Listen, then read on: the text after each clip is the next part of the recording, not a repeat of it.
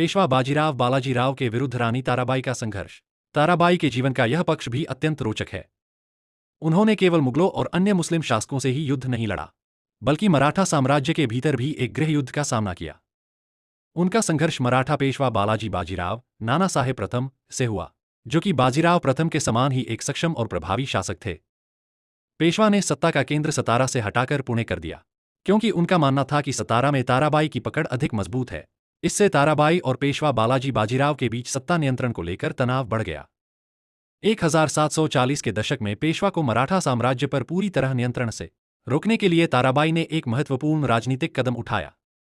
उन्होंने एक युवक को आगे लाया और उसे अपना पोता बताया, जिसे अब तक गुप्त रूप से एक सैनिक की पत्नी ने पाला था। उन्होंने घोषणा की कि इस बालक का नाम राजाराम द्वितीय है और वह सीधे शिवाजी महाराज के वंशज है, इसलिए वही सिंहासन के वास्तविक उत्तराधिकारी हैं। शाहू महाराज की मृत्यु के बाद 1749 में राजाराम द्वितीय को छत्रपति घोषित किया गया।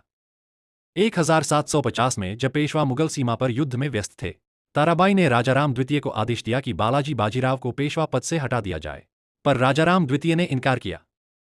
इससे नाराज होकर ताराबाई ने राजाराम द्वितीय को सतारा में कैद कर दिया और यह दावा भी वापस ले लिया कि वह उनका पोता है।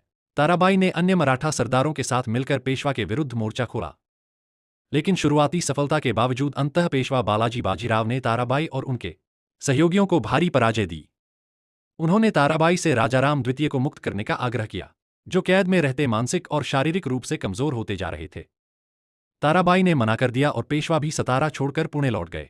आखिरकार उम्र बढ़ने के साथ ताराबाई ने यह समझ लिया कि युवा और योग्य नेतृत्व वाले पेशवा के विरुद्ध संघर्ष जारी रखना व्यर्थ है।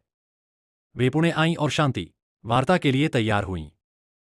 प्रारंभिक अनिच्छा के बाद पेशवा भी शांति के लिए तैयार हो गए। दोनों ने मंदिर में शपथ ली कि एक दूसरे के विरुद्ध